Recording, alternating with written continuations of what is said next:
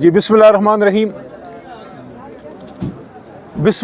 الرحیم اللہم صلی وسلم مبارک علی سیدنا محمد وعلی آل محمد۔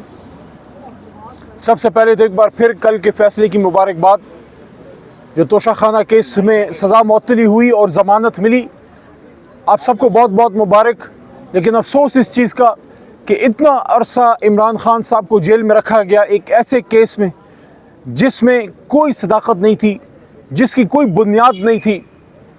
ہم ایک نسل جوان ہو گئی ہے عمران خان صاحب کے ساتھ ان چیزوں پہ کہ عمران خان صاحب کی کسی بھی سیاسی بات سے آپ ڈس ایگری تو کر سکتے ہیں، لیکن ان کی فائنینشیل انٹیگریٹی اس پہ سوال نہیں ہے۔ چھوٹے چھوٹے بچے اور ارب پتی لوگ سب ٹرسٹ کرتے ہیں، اور تبھی یہ شوکت خانم، تبھی نمل چل رہا ہے۔ جب بھی رمضان آتا ہے عمران خان صاحب کی ایک گیدرنگ 2-3 گھنٹے کے اندر کروڑوں روپے جمع ہوتے تھے۔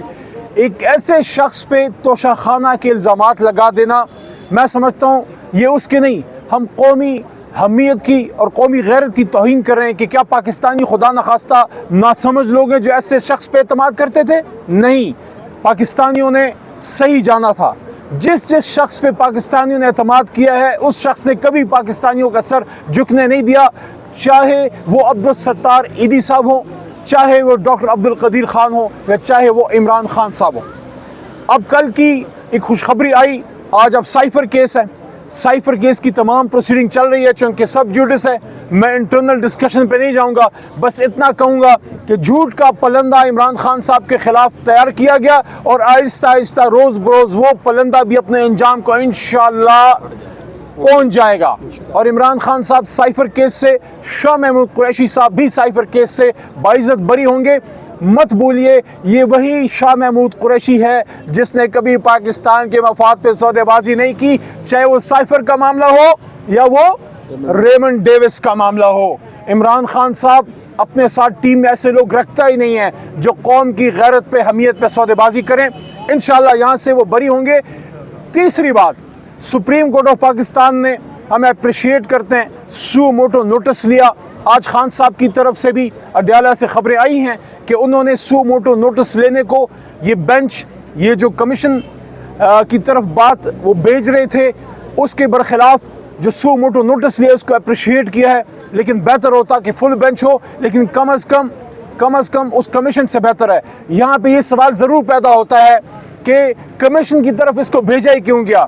وہ شہباز شریف صاحب جو فارم 47 کے وزیر اعظم ہیں، بے شک وہ وزیر اعظم کی کرسی پہ بیٹھے ہیں، لیکن جب وہ 6 جج حضرات کے ساتھ یہ زیادتیاں ہو رہی تھیں اس وقت میاں شہباز شریف ہی وزیر اعظم تھے، تو ان کی کورٹ میں آپ بال کیسے بھیج سکتے ہیں؟ اب ہم پر امید ہیں کہ سپریم کورٹ کے نیچے، سپریم کورٹ میں جو اب انویسٹیگیشن ہوگی اس سے دودھ کا دودھ اور پانی کا پانی ہوگا، اور آئندہ سے کبھی کوئی جرت نہیں کر سکے گا کہ محترم جو سپیریئر جوڈیشری ہے، چاہے وہ ہائی کورٹس ہو یا سپریم کورٹ، کبھی بھی کوئی جرت نہیں کرے گا کہ ان معزز جج صاحبان کو یا تھریٹ کرے یا ان کو پریشرائز کرنے کی کوشش کرے۔ اور چند کالی بھیڑیں ہیں جو ان ہمارے جو ادارے ہیں ان کو بدنام کرتے ہیں۔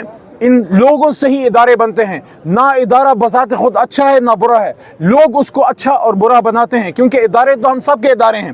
تو جن کالی بھیڑوں نے یہ کیا ہے ان کو سزا ملنی چاہیے تاکہ اداروں کا نام جو ہے وہ ٹھیک ہو اور ان کی ساکھ بحال ہو۔ بہت شکریہ سر۔ فائزی صاحب پہ عدم اعتماد ہے کافی وکلاؤں کا، تو آپ اس بینچ کو خوشائن کہہ رہے ہیں، لیکن کافی وکیل ہے کہہ رہے ہیں فائزی صاحب کی سربراہی میں اس کو اس طرح نہیں مانا جا رہا، جیسے ابھی نہیں پنجوتا صاحب بھی بول کر گئے۔ دیکھیں، جو کمیشن تھا اس سے کم از کم بہتر ہے سپریم کورٹ ہے نا، اور کمیشن پہ تو کسی کو اعتماد نہیں تھا۔